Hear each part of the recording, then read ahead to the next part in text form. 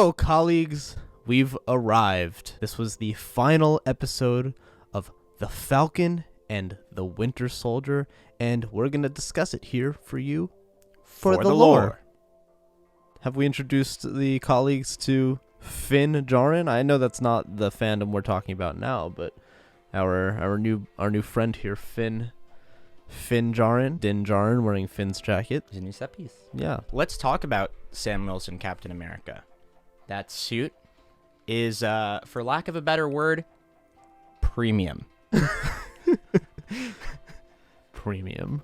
Oh, premium.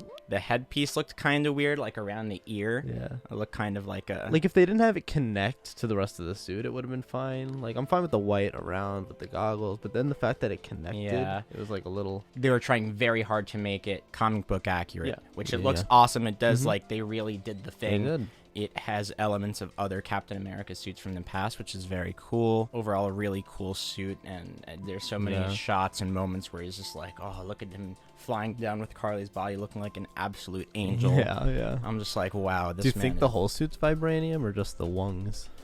Is it like Black Panther vibranium suit? Because it really should be. That dude's not bulletproof. Wow. For real. Yeah, well, because it was a whole thing when she had the gun, when Carly was like holding the gun to him. That was about to be it. That's it. That would have been over. Overall, I'd say, I mean, those wings are absolutely beautiful. I don't know if the whole suit is vibranium. I imagine not so. I guess they were like, nah, that's only... That's only for Black Panther. Only for us. That's only for Black Panther. Yeah, just when he cocoons himself with those wings and when he uses them to... The helicopter, yeah. I mean, so many beautiful things. I'm so excited for his Captain America movie, which is going to be with some of the same creative team from the show. Malcolm Spellman, who was the showrunner, I believe, is continuing on with that story, so that we're going to see more, I imagine, as opposed to a season 2. As far as this episode goes, critical reviews have been relatively harsh on it. A lot of people are saying, you know, that comes from a place of racism. That is, of course, possible. For some cases, I'm sure that plays into it. But there are other parts of this finale that you have to take into account. Captain America, Sam, is that's the best part of the show, really. Like, his arc, everything about him in that episode is awesome. Yeah, it's racist depending on what part of it you're critiquing. If you're Right. critiquing Sharon, then not racist and totally correct. But if you're starting to critique Bucky and Sam's arc, then it's a little dicey. Then you just simply don't understand what this show is about. So that's it. Like, it's just like you can critique or you can review. It's just a part of it is not going to be looking good for you if that's what you're critiquing. It also depends on like how harsh it is you're grading it. So for example, Rotten Tomatoes, I don't have the exact scores, but it had relatively very high ratings for episodes 1 through 5. The lowest before being episode 3 with an 85%. The episode 6, they gave a 57%, which is very harsh in comparison to the rest of the episodes. That seems like a very big drop. It doesn't deserve that kind of drop. Now, I don't know to what extent COVID affected their story or the filming or what they may have intended in the beginning. A lot of people are saying they had to rework and cut a lot of things out and rework it, but I didn't get that vibe. I don't know. Yeah, I didn't get the vibe. They could use that either. as a crutch, or they could like claim that like because of COVID, that's why you don't like parts of our show. But I don't think that's true. I think this is the story they meant. I feel like if it wasn't up to their standards, they wouldn't release it. Right. I think this is what they wanted to do. So it's whether you like it or not. Yeah, I think the fact that they okayed this, they said, all right, this is what we're going to put out. They were fine putting out the story. Yeah. Some of the plot points, like the Flag Smashers and the Power Broker, were not handled well throughout the show. And yes, this was supposed to be the conclusion of it, but I still don't think that means it should have that much of a drop in quality. If you were grading it 90 to 100% each episode, it shouldn't suddenly drop to 57 for that last one. That seems a little sus. I'm happy they killed Carly. We didn't really care about her. I mean, I think the only point in time I was somewhat interested in their beliefs and their point of view on all of this was in episode 4, which for me I think was my favorite episode of the series. I think that was the pinnacle episode for me. But right, the conversation, Carly and Sam. Sam, yep. Sam and Carly. Sam and Carly. It was a great moment for Sam as a character, and it also brought out that side of Carly that was actually, making her debate all the points that she had. Yeah. And Sam also validating her feelings too. I think any point that Sam spoke about why they were doing what they were doing, like in a speech, it made sense for them, but we never actually got to see that from them, and we also never got to see their actual trauma with this. We never actually saw what they were dealing with. We didn't see the transition from the blip. They kept it all very vague, which was not the move. I feel like they could have shown us how hard they had it a little bit with a couple flashbacks or something. Right, because otherwise we don't understand their struggle and why they're doing what they're doing, because they're trying to make this point that, no, they're not terrorists. We're just labeling them as terrorists. But, like, look at all these people that have this point of view. And it's like, yeah, but we're not really getting to actually see that point of view other than you just saying it and saying it and saying it over and over and over. And they show us the hostile over and over again, but that's not really enough. Flag Smashers and Carly just did not slap. Didn't care when she died. Didn't care that Sharon killed her. I was going to say, but we did care that she killed Batroc. Yeah, it's true. I was like, oh man, he was fun. You know what I wanted him to be? I wanted him to be just like this recurring villain that was always just like in these fights and always lost to some extent. Like the beginning of Winter Soldier, the beginning of this show. Like I wanted him to be, again, at the beginning of Captain America 4. I think that would just be so fun. It's just like, we always have to fuck with this guy and always beat his ass. It's the Hondo Onaka of the MCU. Just to, put it all into a circle here. Right, exactly. It's just like, how do we relate this to Star Wars? The Hondo Onaka of the MCU. Truly mint. Nice. And that's a it's a recreation of Batroc dying. Batroc dying. Sharon. Not stonks. Her character felt random as fuck this whole series. Didn't feel like a fun reveal. I wasn't like, oh my god, it's her. I don't care. Yeah, I was just like, no, don't. Oh, they did. She was gone for whatever, 7 years or so, and during that time, she was like, I guess I might as well become a criminal overlord. What? Yeah, weird. So, there are a lot of theories out there now that are essentially saying, she's working for someone else. She was always working for someone else. Maybe she's a Skrull. Everything about the character felt completely different and off from what we had seen before. And it very much reminded me of the way that Nick Fury and Maria Hill in Far From Home, it was the same thing. Their characters just felt weird and not who they were. Right. This felt the same way. So if she is a Skrull and that is a reveal in Captain America 4 or any other project that she may appear in, because it doesn't have to necessarily be a Captain America story, that could lead into other things, right? And it doesn't have to be Skrull. Maybe she's got like a little Winter Soldiered. Right, brainwashed or something like that to some extent. There are so many interesting ways they can take it. I really hope it's not that she just decided, what? Fuck my country. Fuck my heritage. Fuck these people that I was helping. I don't care anymore. I'm going to be selfish and do a bunch of illegal things for fun. Especially because the country welcomed her back with open arms, and the shit that she did was really not that bad. No, like not even a little especially bit. Post Thanos, it's like the country would have been like, yeah, fucking fine. You could come back.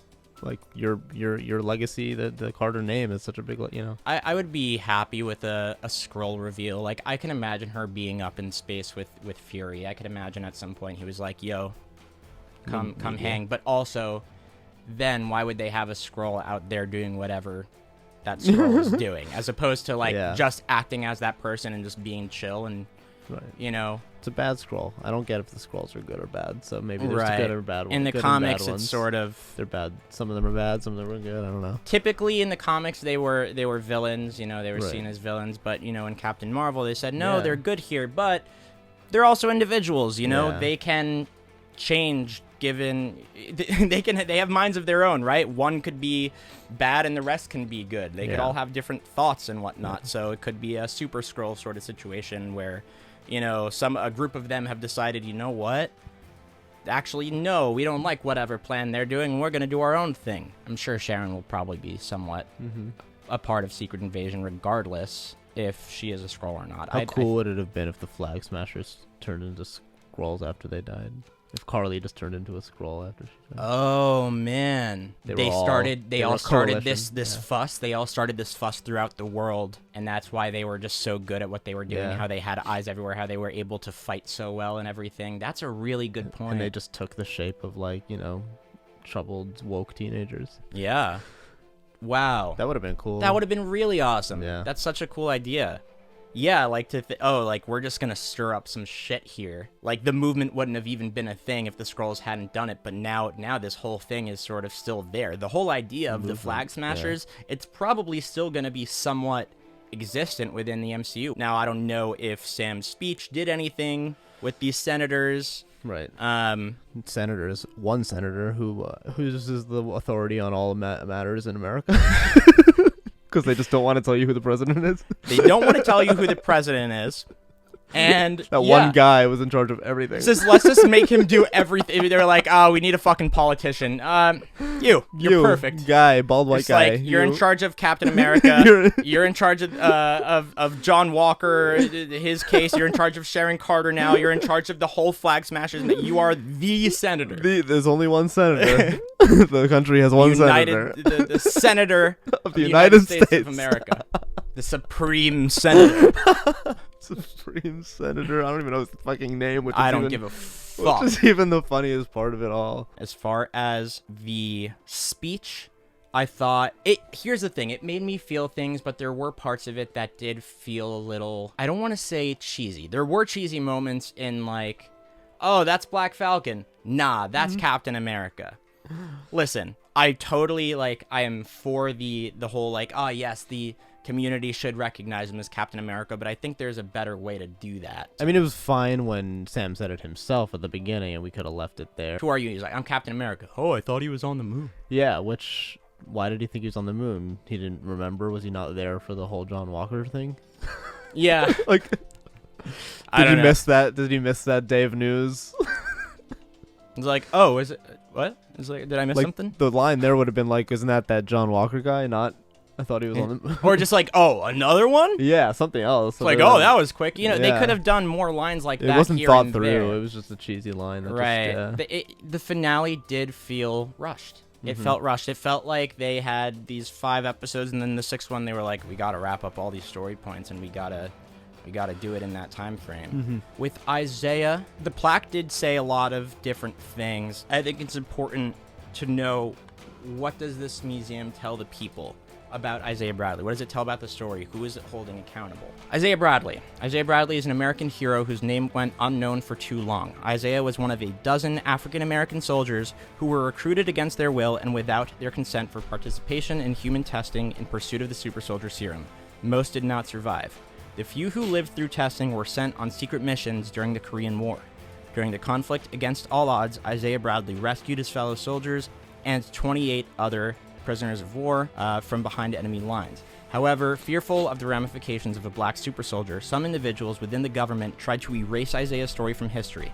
His family was issued a falsified death certificate, and for decades, the truth of his unflinching bravery was buried. That really outlines it. It really does. It tells his story. It does say how the government was shady. He was given the serum without his consent, recruited into, it was forced to go fight without his own consent, all of that stuff. He didn't want to go fighting for this anymore. He was exhausted. He is done. He, at this point, had given up on the whole thing and was just going to let it be. And so I think opening up that wound again and fighting for it again would have been a lot for him, given the way they wrote him. Morgan Thaw! Morgan Thaw! Morgan Thaw! They really are trying to get us to like him again. Yeah. Full circle. Episode 2. He's great. Yeah. He's awesome. 0. Episode 3. We're at 50 now. Now he seems like kind of a dick. Episode 4, 100 full-on crazy men. Episode 5, still pretty much 100 crazy men. Episode 6, back down to 50. Yep. He picked saving people over revenge, and yeah. I mean, because here's the thing: he's never fully like a villain or anything, or like evil. He just is kind of shitty. The weird Black Lives Matter line that he has. Yes, thank you. It was just strange. It was. It didn't sit right with me, right? I don't want to hurt people that don't matter. You don't think Lamar's life mattered? Carly wasn't a racist. No. Not at all. No, the whole she was thing saying was to unite all people. Right. So it was maybe showing... I don't know if it was in respect of Lamar's life to say, hey, you know what? No, he did matter. Yeah. Black Lives Matter. I think they're trying to make him like not an awful person, right? And that like everything he does, he's doing for a reason. You know, he's flawed, but he still has some, you know, good ideals and morals. But I don't know. Everything about that was weird.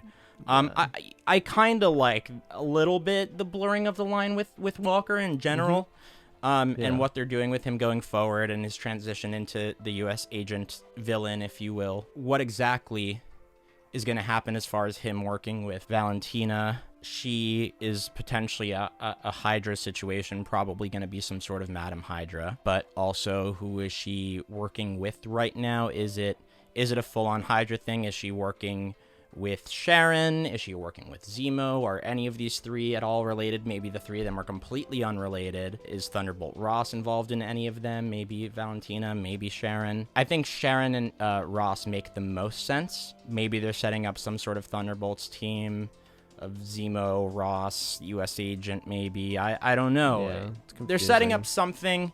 I'm excited to see more Valentina in Black Widow, because she is supposed to appear in that, and we were supposed to originally see that first last year, before COVID and everything. Bucky had a big arc. When Bucky saved all those people, that was the first time that Bucky saved people. That was a big moment for his arc. Like, to see the reaction, you know, firsthand. Like, obviously he saved a bunch of people when he was fighting Thanos, but he didn't get to like see, you know, the victim's reaction to being saved. He saw like what he just did to those people, and that's a big moment for him. Right. He's like, I'm a superhero now?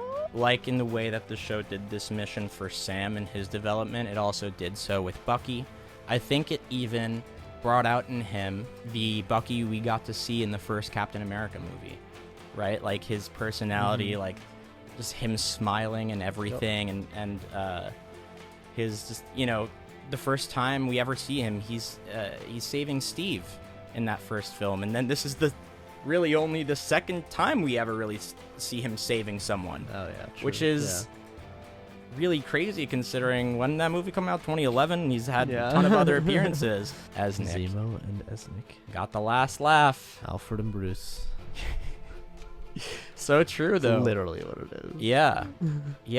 I think they are purposely sort of doing that thing. They're saying, "Oh, we got a Batman over here." Yeah. I'm so excited to see shit happen with Zemo at the raft. Zemo in this series, perfect. Yeah, they took what he did in Civil War and just made it so much better. Made him so much better. Made him a really interesting character. Really let Daniel Bruhl do his thing. Let him be a little silly, in fact.